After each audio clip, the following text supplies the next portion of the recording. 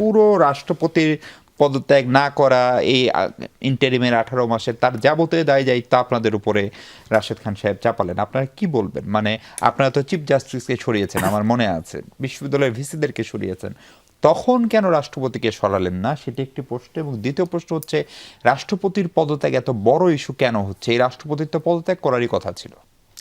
আপনাকে ধন্যবাদ। শেষে যে কথাটা বললেন এটা ইম্পর্টেন্ট। তার তো পদত্যাগ করারই কথা ছিল। এবং গণ অভ্যুত্থানের আমি বলবো যে এটা একটা যদি ডিফল্ট বলেন, সেটা হচ্ছে যে তাকে 5 অগাস্টে তাকেও আপনার বঙ্গভবন থেকে বিতাড়িত করা হয় নাই। তিনিও বিমানে চড়ে পালিয়ে যেতে পারতেন। তখন আমাদের মাননীয় স্বরাষ্ট্রমন্ত্রীর বিখ্যাত সাংবিধানিক ধারাবাহিকতার কি হতো সেটা অবশ্য আমার জানা নাই।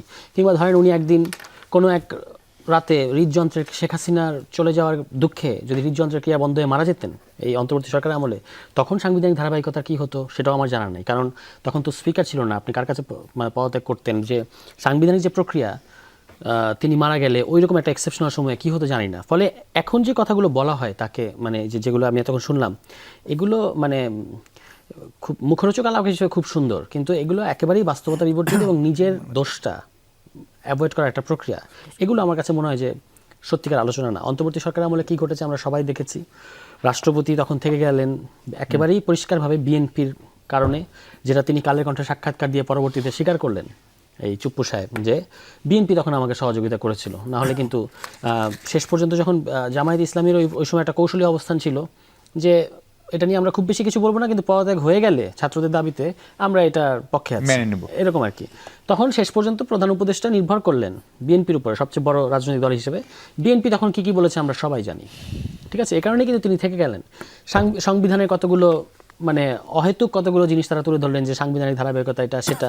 তো ভাই, সাংবিধানিক ধারাবাহিকতা হলে আপনি প্রধান বিচারপতির যে প্রক্রিয়ায় প্রধান বিচারপতির পদত্যাগ হয়েছিল বা তিনি পালিয়ে গিয়েছিলেন বলা হয়, পরে আবার নতুন প্রধান বিচারপতি বসানো হলো, নিয়োগ পেলেন, এটা কোন সংবিধানের কোন ধারা অনুযায়ী কীভাবে হয়েছে? একটা এক্সেপশনাল টাইম, শুধুমাত্র ওই যে একটা সেরিমনি যে রাষ্ট্রপতির অধীনে শপথ নেওয়া হয়েছে, এইটাকে ছুতা হিসেবে ধরে পরবর্তীতে সব কিন্তু জায়েজ করা হলো। এটা গুঞ্জন আছে যে বিএনপি এটা একটা অভ্যন্তরীণ ডিলের অংশ হিসেবেই তাকে রাষ্ট্রপতি হিসেবে ওখানে রেখেছে। এবং তাকে এটা জানি না, এটা এরকম কথা আছে যে তারা বিভিন্ন ধরনের তখন ইয়ে করেছে না, আপনার লন্ডন মিটিং থেকে শুরু করে অনেক কিছু।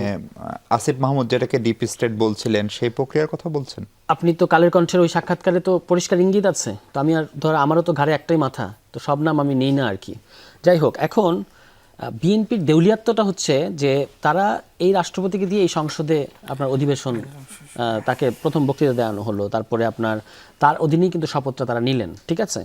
এখন তারা হচ্ছে এটাকে একটা অতিরিক্ত হাইপ আকারে তোলার চেষ্টা করছে যে আপনি স্বাস্থ্যগত কারণ, যিনি অন্তর্বর্তী সরকার আমলে ওরকম একটা তার জন্য তার ভাষ্যমতে একটা আপনার অপমানজনক সময়, সে সময় তিনি পদত্যাগ করলেন না, যিনি কিছুদিন আগেও সাক্ষাৎকার দিয়ে বললেন বিএনপি সরকার চাইলে আমি থেকে যাব, তিনি এখন স্বাস্থ্যগত কারণে পদত্যাগ করছেন এই লন্ডন মিটিংয়ের পরে। এবং ডেইলি স্টার নিউজে একটা ইঙ্গিত দেখলাম যে আপনার শেখ হাসিনার সাথে হয়তো কথা হয়েছে এই কারণে। তো শেখ হাসিনার সাথে তার যোগাযোগ, এটা কে না জানে, সবাই জানে, তিনি সবসময় যোগাযোগ করেছেন।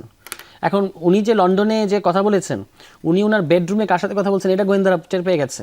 মানে জিনিসগুলোকে একটু হাস্যকর মনে হয় না? ব্যাপারগুলো হাস্যকর। মূল ব্যাপারটা আমি আপনাকে বলি। মূল ব্যাপারটা হচ্ছে বিএনপি সরকারের তো প্রায় 5 মাস হয়ে গেল, 6 মাসের পদার্পণ করেছে।